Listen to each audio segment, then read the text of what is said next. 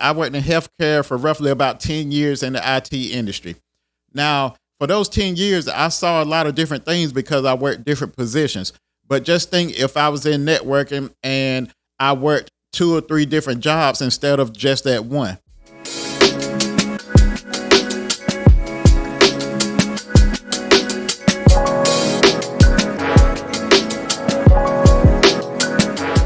Welcome to Debt Free in IT. I'm your host, Mike. This podcast is for anyone who's looking to get into the IT industry, whether it's for a career change or you're just interested. I think you come to the right place. In the IT industry, you probably heard by now that if you want to fast track your income, then you need to be prepared to switch jobs every 2 to 3 years.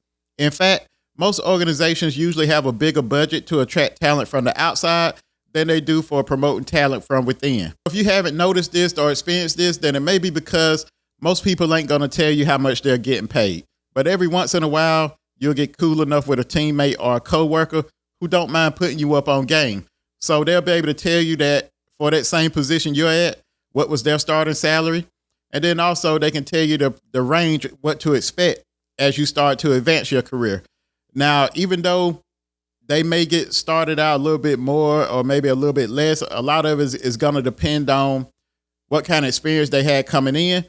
But the majority of the time, they can at least put you in a good range that you can expect when you start advancing up and moving up the ladder in your career. So today, I got 3 advantages and 3 disadvantages to job hopping as an IT professional. So the first advantage I have to job hopping as an IT professional is skill development. So just like job hopping fast tracks your salary, it's also going to fast track your skills. So one cause is because you get a chance to see a lot of different environments. In this IT industry, no 2 environments are the same. A good example is, for me, I worked in healthcare for roughly about 10 years in the IT industry. Now, for those 10 years, I saw a lot of different things because I worked different positions. But just think if I was in networking and I worked 2 or 3 different jobs instead of just that one, then my skill set would have been more advanced because I would have went to 2 and 3 different environments and been able to learn those different environments. And each environment is going to have a different set of tools they use, a different set of applications. So I would have been able to learn a lot more. And that way it would have also increased my value because I would have had some more applications or some more important technologies or some more projects that I would have been able to add on my resume. That's also one reason why I like going the contract route. So especially if I was younger and I didn't have any kids or anyone depending on me and I was free to travel wherever the contract led me, because most of your contracts, they're going to last 1 to 2 years.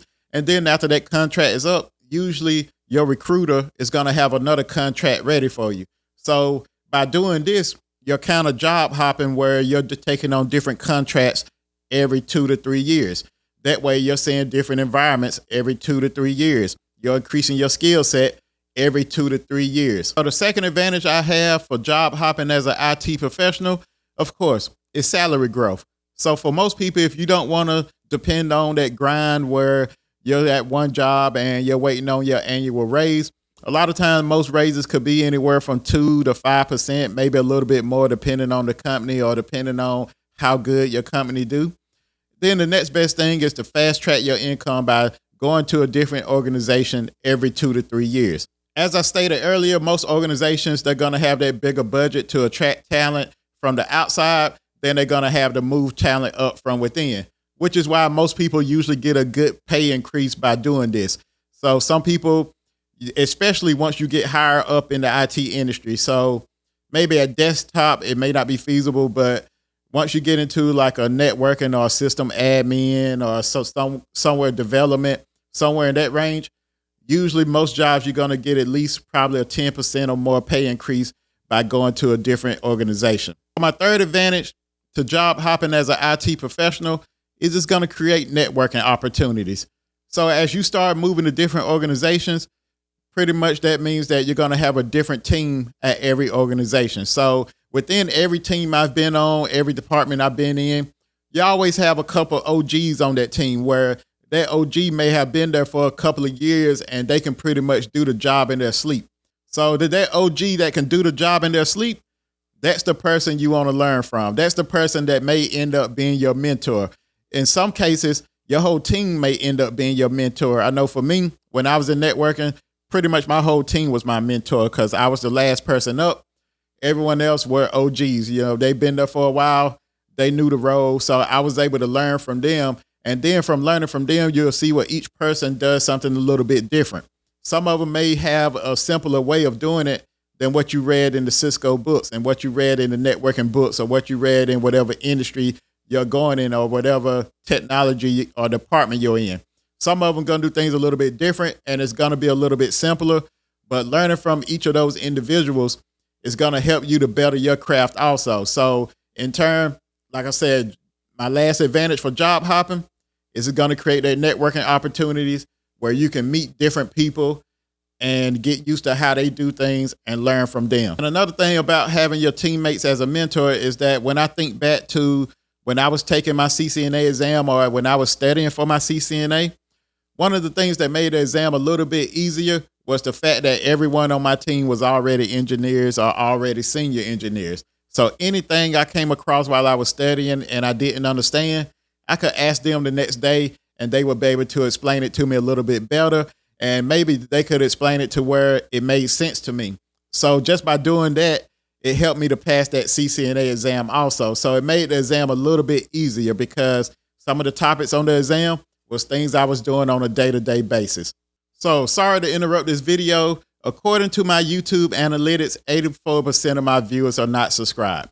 So if I provided any value to you in any of my episodes and you're not subscribed, please consider doing so as it does help out the channel. It helps me to grow. It helps me to continue creating that content and putting out content on a weekly basis. And then also, if you're listening on your favorite podcasting app, please leave me a review or share this episode with a friend. Now back to the episode. So moving on to the cons of job hopping as an IT professional. So one of the first cons I have is that there's also going to be a learning curve and also you're going to have to adjust to that new role. So whenever you're job hopping as an engineer or another high level role, even though you may have held that job in that role in a department before, each role is going to require time to learn it and time to adjust to it, especially on the networking side. So if you go from one small company and let's say that you end up going to a larger company, a lot of times those companies, they give you time to learn the networking or to learn that environment before you actually start getting deep into your role or doing higher projects. So that's one con to job hopping every 2 to 3 years is that you're going to have to pretty much learn a different environment every time you job hop. Now, some places, like I said, they give you ample amount of time to learn that environment. Some of them may expect you to come in running. So it's going to put some stress on you because every time you job hop, you're going to have to learn a new role, learn a new environment, learn their new system on how they do things. So my next disadvantage or con to job hopping as an IT professional is it could stagnate your career. So a lot of times I can see this happen, especially if you're switching jobs and those jobs are lateral moves. So if you're not really advancing your career, you're just going to different companies, you still may get a little pay raise, but actually you're not really forwarding your career the way that you probably should be doing. So in that case, it may hinder you from that growing process and also making it up to the next level as an IT professional, because some employers could see that as, oh, they've been job hopping every 2 to 3 years, but each job is pretty much been the same position or a similar position. So that could indicate that you probably messed up or you probably got angry at your old job, so you just left and went to a new job. Or it could be that something came up you didn't like at one position and you just got mad and switched out to another position. So it could raise a lot of red flags also, just because they see you job hopping, but each time you're not advancing your career, you're still at the same level. And the last disadvantage to job hopping as an IT professional is it could make you start to look unreliable. So if you got on your resume, you done went to 10 jobs within the last 5 or 6 years, or every 2 to 3 years, I can see employers who may be looking for someone long-term see you as unreliable and don't want to hire you, because usually if you see someone, they done job hop exactly every 2 to 3 years. Let's say you done went to 3 or 4 different roles. then some employers, they're looking for somebody who's going to be there for the long run. So if they're looking for someone who's going to be there for the long run and they look at your resume and see, oh, every 2 years this person left, then I can see that making you kind of look unreliable, because in most cases, they know that once they hire you, you're going to end up leaving them in the next 2 to 3 years. So that brings me to the end of this episode. Hopefully you found some value in this episode. If you're watching on YouTube, please subscribe, share it with a friend. If you're on Instagram, TikTok, or Facebook, you can follow me at Debt Free and IT. If you have any questions or comments, you can email me at debtfreeandit@gmail.com, or you can go to the website, debtfreeanditwithmike.com. Other than that, I'll see you next week. Peace.